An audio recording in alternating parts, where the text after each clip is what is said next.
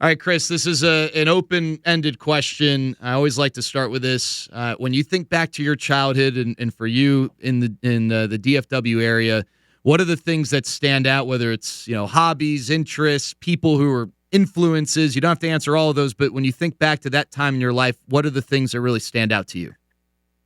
God, simple. Dallas was such a great place to grow up in, the 70s and 80s. It was just such a simple area. That Lake Highlands area where I grew up it was an awesome place to be from. But I guess probably what I think of, if I think of anything, is just hot days at Moss Park, at all the soccer fields all around Dallas, because I was such a big soccer player growing up, and it was, endless soccer tournaments all the time. But all great memories, because it was, either I was at a soccer field or I was in the field or on the lake next to it hunting and fishing.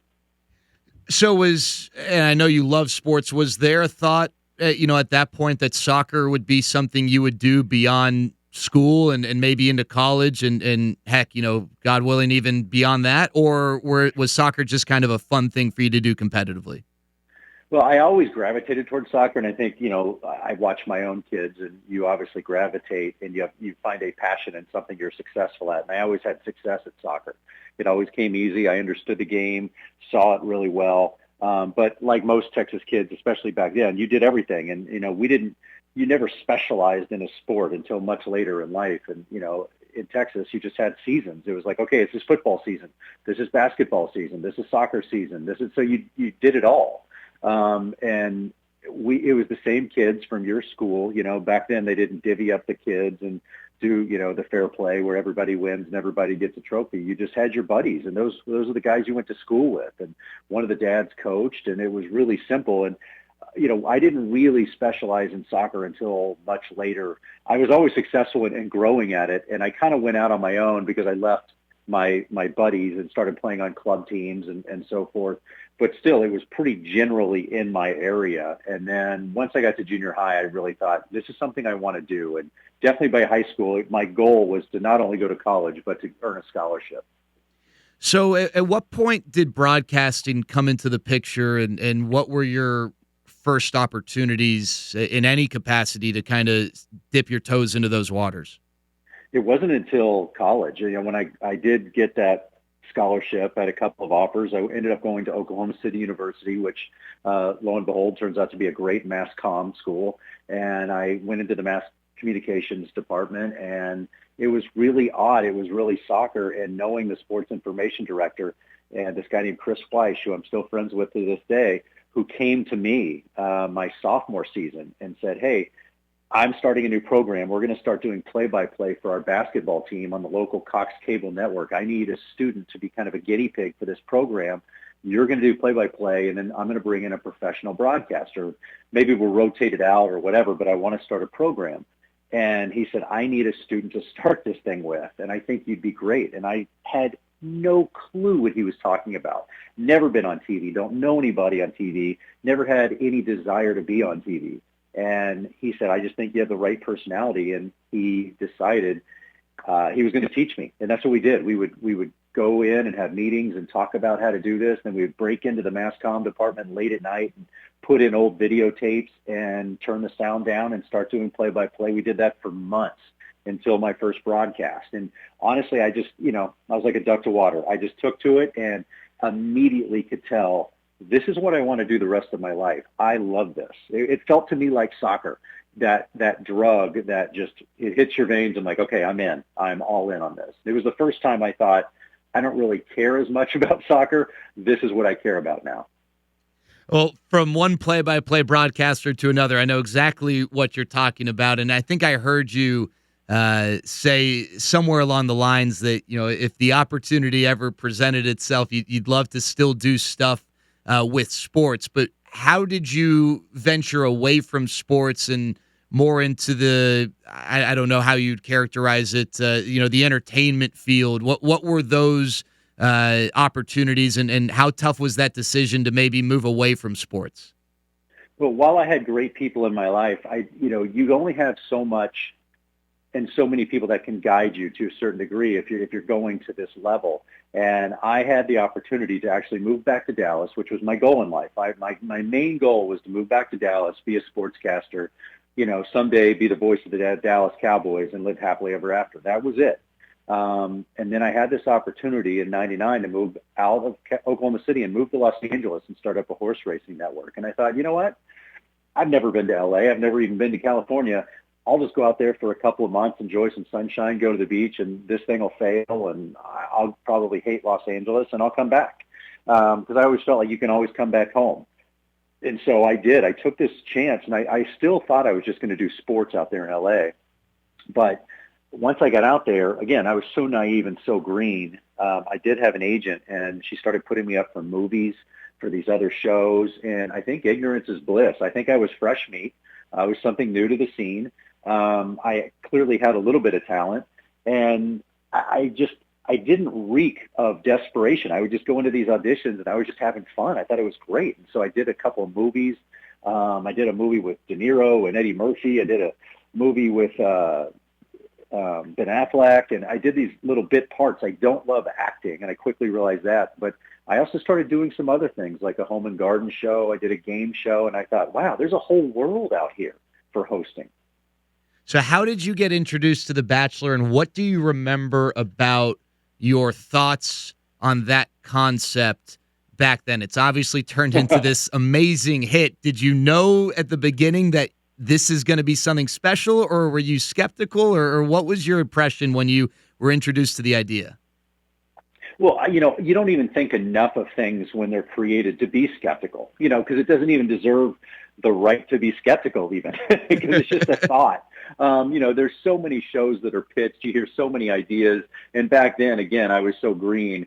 This is only a couple years. I moved in '99, and this is, 2001, 2002. I actually learned about it in 2001, that fall. And, to me, I was like, great, whatever. My goal was, this is a huge gig for me, just to be talking to a network about a network show. Because up until then, I was doing the horse racing network. I had a home and garden show, and I had done a game show. But to that point, I hadn't made anything huge. So this was by far my biggest, idea of a show. But when I heard about this dating concept, and it was from the guy who did Who Wants to Marry a Millionaire, which was pretty controversial, I thought, yeah, man, I don't know. Can I show up to church on Sunday and show my face? The only saving grace is that it was on ABC. And I thought, Disney, ABC, they're going to have a certain sense of decorum to this. It'll have to be done well for it to end up on ABC. And that's how I got into it. I never even auditioned for the show. It's funny. They called me the other day and said, hey, do you have your audition tape that we use for the show? We want to use it for something. I said, guys, I never auditioned for you. I had a couple meetings. And they're like, oh, okay, great. But yeah, like you said, you never know what's going to turn out to be, go down in the history books. It's kind of like asking a sports team, when did you guys know, did you know right away that this was going to be, this legacy and you guys were going to dominate the 90s? No, you have no idea. You're either ignorant or lying if you say you have a hit show or a hit movie on your hands. So, Chris, I'm sure you get asked this a lot, and I apologize, but over the course of a day, and maybe it's different season to season, how much downtime do you have on set or on site, and how much time are you spending, I guess, working and on camera and filming? Well, it's really different, not even season to season, but day to day. I mean, it really depends on where we are in the season, what's going on, how smooth it is. Sometimes it's, the bachelors or bachelorettes make it really easy on us and everything kind of going by the letter, and we really find it predictable and we know what's going to happen. And that way we can really predict when I need to be there, if I need to be there. And there's times when, we'll be in Australia or South Africa or wherever, and I'll have 3 days to go sightseeing or go taste wine or play golf or go to a game, whatever. So I have plenty of time off.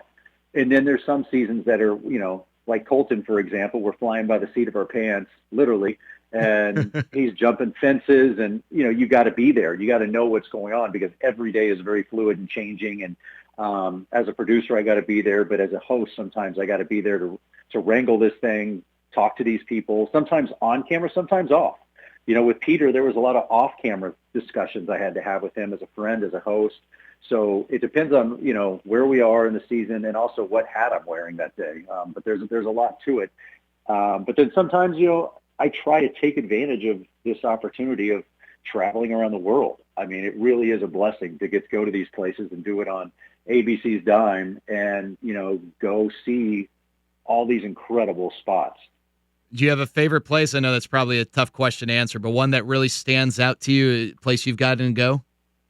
Well, what's been cool for me is, I'm a big soccer player and soccer fan. And so, I've been so lucky. I love going to Europe, but we've actually been down to South America too. And I try to take a point to get tickets to some of the games, whether we're down in Buenos Aires and going to a game down there. I had a great run where there was this one season we were in Barcelona. So I got to go see Barca play at a Champions League game. And then the next week we were in Munich, and I saw Bayern Munich playing a Champions League game. It was just this crazy run of Champions League games, which is, some super fan would only get a chance to do something like that.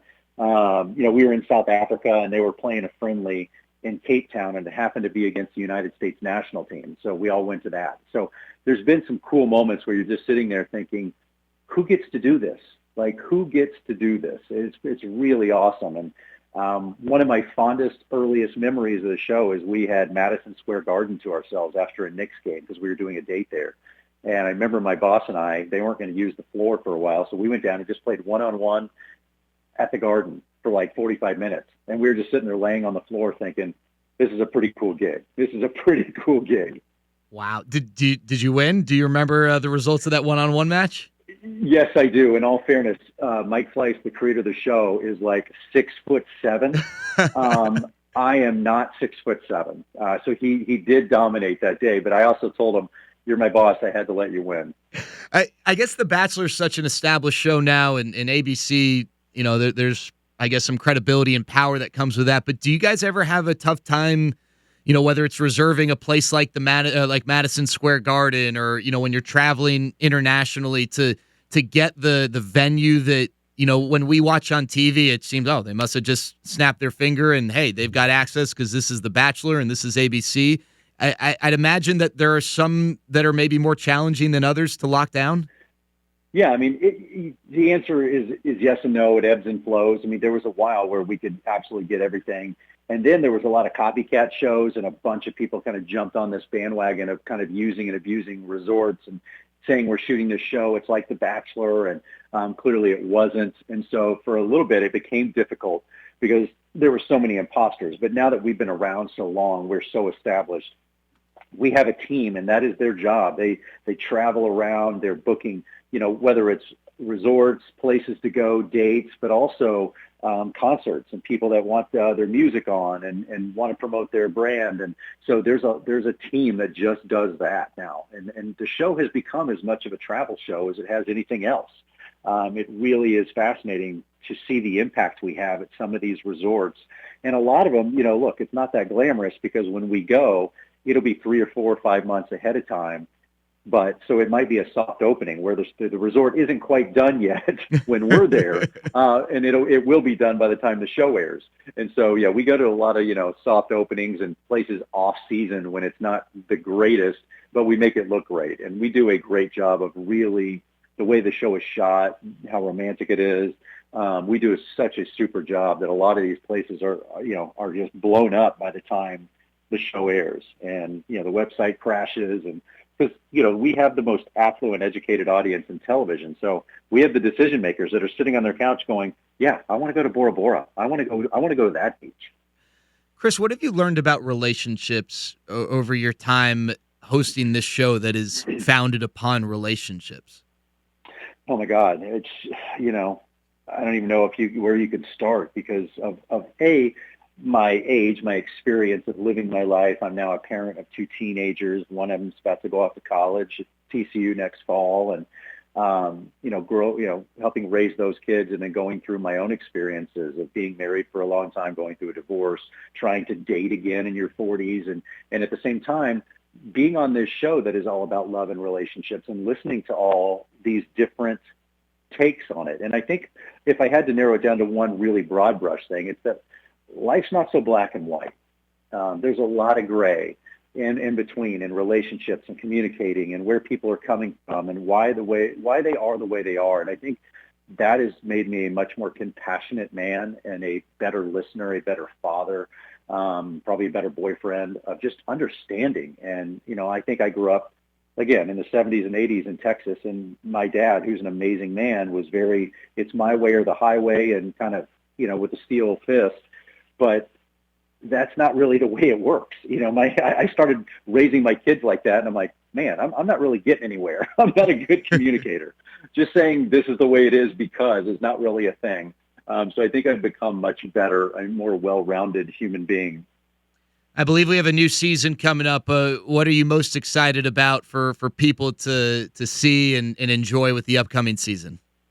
Yeah, well, obviously Claire's season of Bachelorette is on the back burner right now.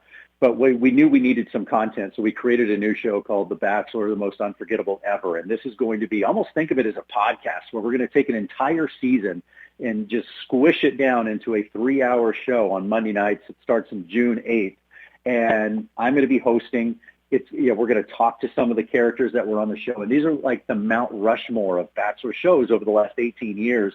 And this is cool because people have been clamoring to see these old seasons.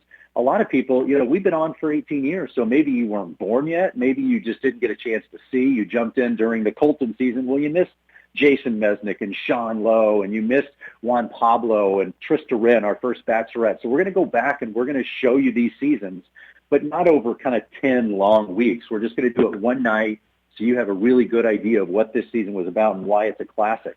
I think it's going to be pretty cool. I almost think of it as like a 30 for 30 special on these seasons. All right, Chris, what would you like people to know? And this interview has shed light on this, and I think anytime I've heard you talk, it's not like you're hiding from who you are outside of the host of The Bachelor. But what are things that you, I guess, would like people to know about Chris Harrison, the human being, not Chris Harrison, the host that people watch every week on this incredibly popular show? Nothing. No, one of the great things, I have friends in this business who are entertainers, they're actors, and they're phenomenal at it. And I go out with them, and there will be people at the bar, restaurant, whatever, and they get mad at them. They're like, man, I can't believe you did that. And it's like, wait, he didn't do that. He actually didn't kill this person. That was a character he played. And so, you don't really get to know these people when you watch them on your favorite shows, whether it's Modern Family or a drama, whatever it is.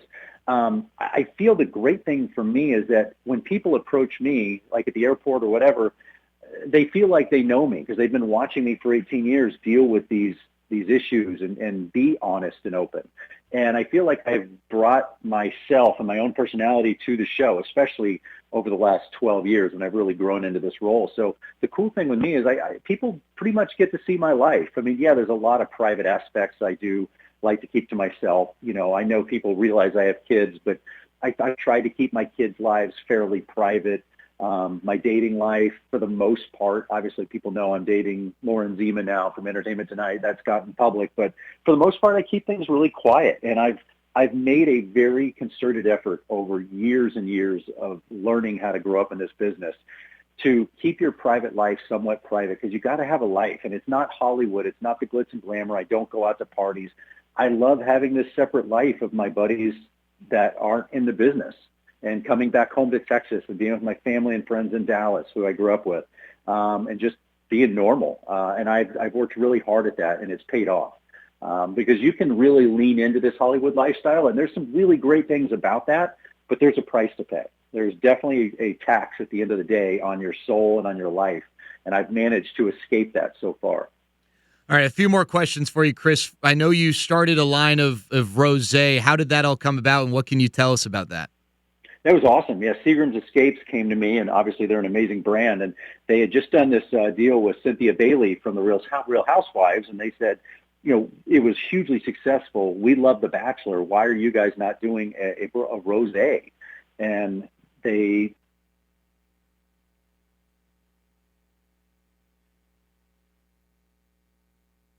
by Seagram's Escapes. It's this light, refreshing drink. I mean, hang out at the lake, hang out by the pool.